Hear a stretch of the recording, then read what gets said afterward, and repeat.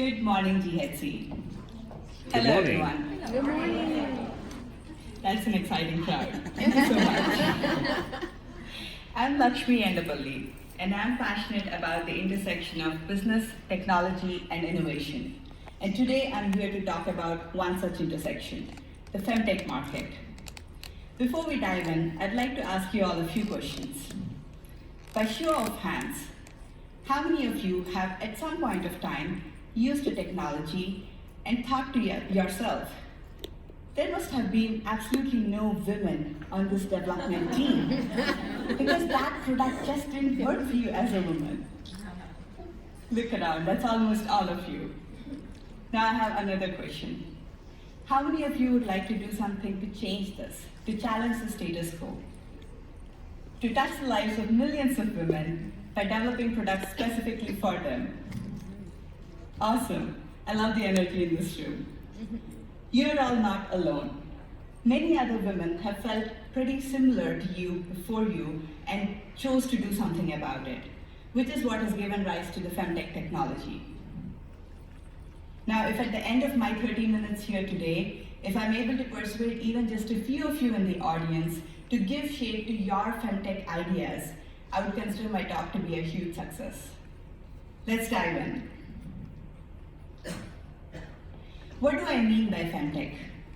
There are a few different definitions based on who you ask. Ida Tim, the founder of the period tracking app Clue, who was also the first person to define the word FemTech, defined it as any technology for women's health. There are others who would like to think of FemTech as just targeting fertility and reproductive health. While those are important areas of our lives, I would like to think that women are more than just the sum of our reproductive cycles. I would like to take a broader definition for FemTech. To me, FemTech is any technology that improves the lives of women, whether that's our health, our career, our relationships, or any other aspect of our life. Which leads me to my next question. Why do we even need FemTech? Is mainstream technology not good enough for women? Unfortunately, it isn't. As all of you who raised your hand at the beginning already know, mainstream technology has an assumption of a male default and is notorious for ignoring female perspectives. Women constitute 50% of the world's population, and yet solutions targeting women's needs are considered niche. Case in point, when Apple launched the HealthKit app in 2014, users could track any number of metrics that they were interested in. Activity levels, sleep, nutrition, weight, blood pressure, blood alcohol content, sodium intake, any metric, you name it, you could track it. Except for one metric that nearly half of the world's population would like to track, their menstrual cycle. Period tracking was one of the most requested features that Apple got, and they eventually added this feature a year later in 2015. In the meantime, there were already a variety of apps like Clue on the market, which were plugging in this need gap left open by mainstream technology. I wish this were a lone instance, but it's not. Voice recognition is notoriously known to be less accurate when recognizing women's voices as compared to men's voices. When the auto industry first launched cars with the voice-activated command system, they had so many complaints from women who went out and bought these cars, but the technology just wouldn't work for them. They had to ask their husbands or their male friends sitting in the passenger seat to talk to their own damn car. Facial recognition technology today isn't any better. The error rate for facial recognition software for light-skinned males is less than 1%. Would you like to take a guess what the error rate is for a dark-skinned woman? 35%. That error rate could be the difference between life and death. Computer vision software on autonomous vehicles has been shown to be less accurate when detecting pedestrians who are women or children. Is it any wonder that the only single pedestrian fatality so far in an autonomous vehicle collision was a woman? I have more examples. Let's look at the healthcare industry. I have two numbers up here on the slide. The number on the top, 19%, is the incidence of erectile dysfunction amongst men. The number on the bottom, 90%, is the incidence of PMS amongst women. Which one do you think gets more research funding? If you guessed ED, you would be right. ED gets 5 times as many research grants as PMS. It is no wonder that men's health issues are better understood and have better solutions targeting them. The economic burden of women's disease is expected to be $500 billion, and yet women's health issues account for only 4% of overall R&D spending. I think at this point we can all agree that we need the FemTech market. We all know this ideologically. But is this a viable market? Is there money to be made in this market? I'm very happy to report that there is. The FemTech market is expected to be anywhere from $50 to $200 billion by 2025. That's billion with a capital B. Just to put this number in context, let's think about gyms and fitness centers for a second. You have one on every street corner in the US. All of us have at some point paid our gym fees and not used the facilities. That market is only $35 billion. FemTech, on the other hand, a term which had not even been coined till about 5 years ago, soon is going to surpass that, if not already. In fact, this is such a hot market right now that VC funding is pouring in. FemTech is expected to attract $1 billion in VC funding in 2019 alone. When I had first put together this proposal way back in January of this year, the numbers on this slide were much lower. And I was going to say that the cumulative funding across the last 3 years is going to surpass $1 billion. And then 2019 broke all records. Well-known FemTech solutions such as LV and Willow have raised over $40 million each, and Progeny has raised over $100 million. Investor interest is shooting through the roof. Let's take a look at what is driving this investor interest and growth in this market. The she economy, also known as the rising purchasing power of women. I have some data here to show you what I mean. Women account for $20 trillion of worldwide spending. Now we're talking trillions with a capital T. That is a number that is as big as the US GDP. Women account for 60% of all private wealth in the US and 85% of all consumer purchases. 40% of US working women out-earn their husbands today to emerge as the primary breadwinner in the family. And working age women spend 29% more per capita on healthcare than men in the same category. These are all some pretty big numbers. And what all of this translates to is a real and significant opportunity. This is a market that is on the cusp of growth, and the time to enter this market is now. And who better to solve for these issues than the brilliant technologists sitting in this room? If not us, who? If not now, when? Hopefully at this point, there are at least some of you in the audience who are already planning your FemTech solutions that you'd like to launch.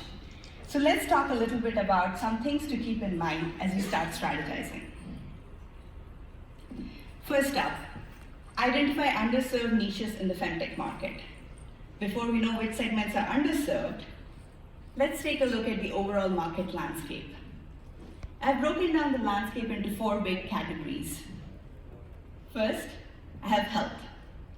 As we just talked about, the healthcare industry has a huge gender bias problem. Physicians have long dismissed or downplayed women's health concerns, and now technology is stepping up to plug the gaps. Let's take a look at what all companies we have here. We have period tracking apps like Clue and Glow, but taking that concept beyond, we now have digital contraceptives like natural cycles. We have modern breast pumps, which are discreet, which are connected to your phone through Bluetooth, which you can use anytime to monitor your pumping levels or to turn on and off remotely, which basically means that nursing moms no longer have to sit in windowless cubicles. We have pregnancy and postpartum care solutions such as BabyScript and Bloom Life.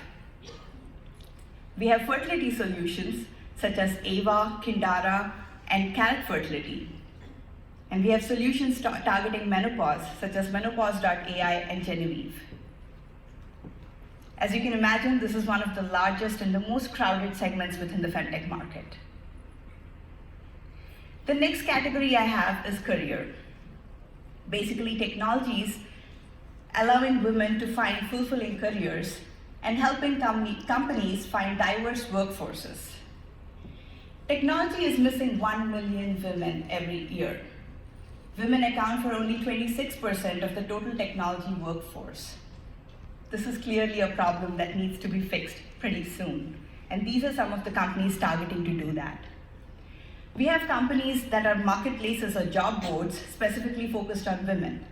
For example, Power to Fly, or the Mom Project, which basically focuses on returning moms. There are companies like InHerSight, which allow employees to review their companies based on their perspectives as a woman, so the rest of us can make better job decisions. There are companies such as Million Women Mentors, which connect women with mentors from the STEM field. And there are companies like the Board List, which connect companies with eligible female board members. The next category I have is safety and security. These are technologies, gadgets, and wearables designed to ensure our safety and security. There are apps such as Be Safe, which you can download on your mobile phone and use as a panic button should you ever find yourself in a dangerous situation. There are also wearable panic buttons like Revolar or Leaf, which come in the form of jewelry, bracelets, and rings. And then there is Undercover Colors, which manufactures a portable chip you can use to detect date rape drugs in your drink. I'm deeply conflicted about this category. On one hand, it is really unfortunate that we require a category like this. On the other hand, I'm glad that a category like this exists. The next category I have is what I'm calling lifestyle. This includes everything from dating to relationships to finding your community. For example, Sheroes is a women-only social networking app. Bumble is a dating app that only lets the female users make the first contact. No more unwanted advances. Elevest is a robo-advisor specifically targeting women, taking into account their lifespan, which tends to be different from an average lifespan for a man, or their lifetime earnings, which also tend to be very different from that of men. And then there are companies like Third Love and Fit to Form, which help women find better fitting clothes. Coming back to the question of underserved niches, despite all the logos you saw on my previous slide, there still exist untapped and underserved markets in every category. We just need to find them. For example, so far, FemTech is still largely focused on fertility and reproductive health, but there are options to solve for many more issues in women's lives. Menopause, for example, is only recently gaining traction, and there aren't too many funded startups yet. Non-traditional disease detection is another area that is up and coming, and I think it has huge potential. For example, a recent study showed that artificial intelligence is a lot more effective at detecting cervical cancer than traditional methods like pap smear, and also don't require the kind of heavy equipment that a pap smear does. When you look at identifying niches, think beyond developed markets. 80% of the incidence of cervical cancer is in developing countries, like India, where I come from, where there are no national level screening programs available to all women. Imagine the power of a FemTech solution like this in a country like India. It could transform the lives of millions of women, providing them access to affordable healthcare. Also think beyond existing categories. Just think through your own lives on a daily basis. What are the challenges that you face? Where do you see scope for technology to transform your lives and empower and enrich you? If you are facing an issue, it is very likely there are other women who are facing the exact same issue as you are. Which brings me to my next suggestion. Invest time in customer development, especially in these early phases of customer discovery and customer validation. I cannot emphasize this enough. 42% of all startups fail because they fail to spend enough time in these early customer development phases and did not establish a product market fit. At the beginning, it is really important to first identify who is your target customer. Women, of course, but within women, dissect that population, define exactly who your target audience is. How old is she? Where does she live? What is her background? What is her demographic and psychographic profile? Once you have defined all of this, go ahead and learn all you can about your target audience. Read up all available secondary research on them. Conduct surveys, but most importantly, talk to them. Reach out to as many women from your target audience as you can and learn everything there is to learn about them. How does a day look like, an average day look like for them? What are their pain points? What are their challenges? Based on your research, you may find that you started out with one problem statement, but the real challenge lies elsewhere. For example, FemTech solution company NextGen Jane started off to find fertility solutions for women. Instead, after all their research, they found that their solution was better suited to diagnosing endometriosis. Be open to the feedback you receive at this stage and be willing to pivot your solutions. The next piece of advice I have, build investor relations early on. Unfortunately, this is tricky business. Despite all the investor interest in FemTech that has been growing, this is still a challenging space for women-led and women-focused startups to get funding. The biggest issue here is that 94% of all VC capital is controlled by men. Only 6% of VC investors are female, and 74% of VC firms don't have any female investors, 0. What all of this is resulting in is that only 2.2% of all VC capital went to female-founded startups last year. It's unfortunate. And you'll hear a lot of things when you start this process of raising funding. I've put up some here. It's just a women's thing. Duh. When did 50% of the population become just? My wife doesn't have this problem. Sure, because not all women are the same. Or just make it pink. Women are not colorblind. We see other colors beyond pink. Or as Dr. Natalia Bailey said yesterday, change your voice, change how you look, get a male co-founder on board. You'll hear a lot of all this. It makes me cringe, but all of these are real things said to female founders. Not all is bleak, however. There are many female-focused VCs that have started to emerge. Some of these are all-women investors, and some of these have a dedicated mandate of investing only in female-founded startups. For example, Portfolio Funds started a FemTech-focused fund last year and got nearly 250 investors. F3, or Female Founders Fund, as the name implies, only invests in female founders. So do Sogal Ventures and Halogen Ventures. Fortunately, some of the mainstream VC companies have also realized the revenue potential in the FemTech market and have started to make investments. Some of these, like NEA, USV, Y Combinator, and Health Venture, have significant FemTech portfolios. When talking to investors, use data to your advantage. Investors may not always sympathize with the problem you're trying to solve, especially if it's one that they have never faced themselves before.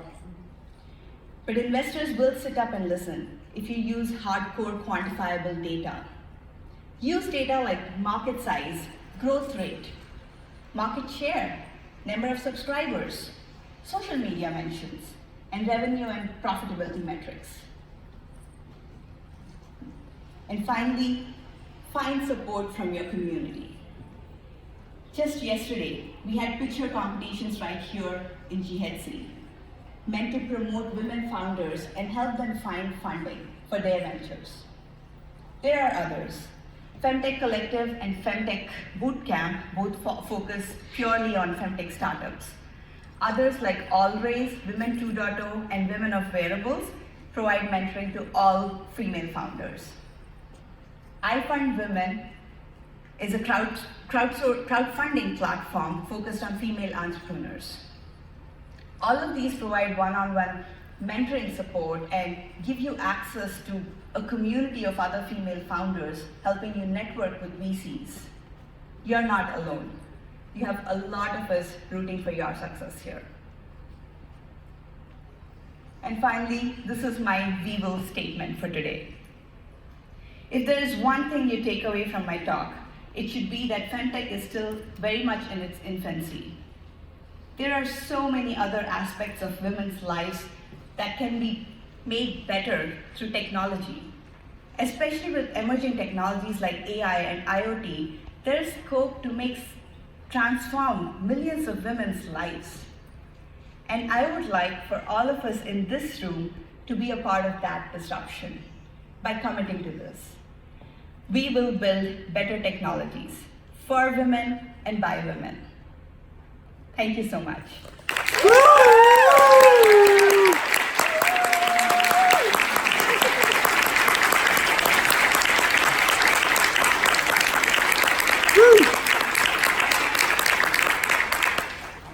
Thank you, everyone.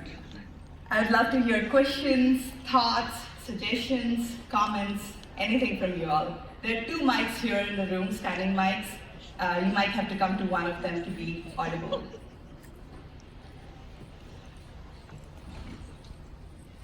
You said it so well. I know.